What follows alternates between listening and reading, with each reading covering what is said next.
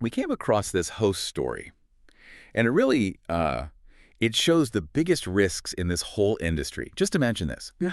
You've got a host, right, running a successful rental business Yeah. for 5 years. Right. They've earned Superhost status, kept it solid for 3.5 years straight. I mean, really doing well. A solid track record. Exactly.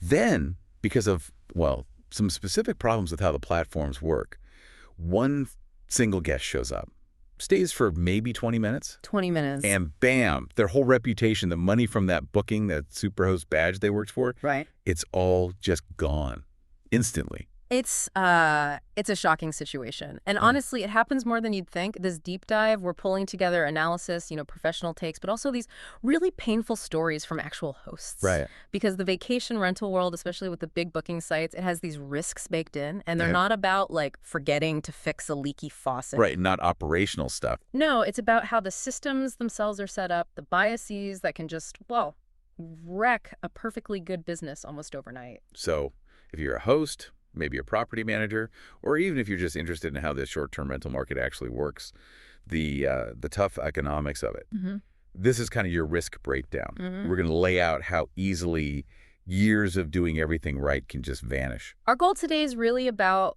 building resilience. We need to talk about 3 critical weak points in the platforms that hosts keep running into. Okay. We'll break down the, frankly, brutal math involved in keeping a top rating, and then what experienced hosts are actually doing now, the immediate steps, and the longer-term strategies to try and get some control back. Makes sense.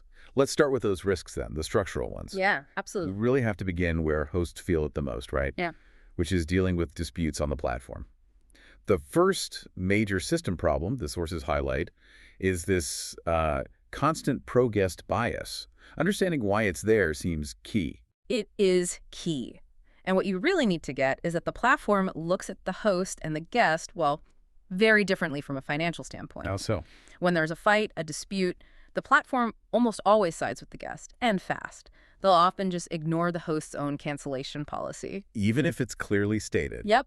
Decisions get made, often without even talking to the host. And if the host loses all the booking money and asks why, what they usually get back is just, standard policy language.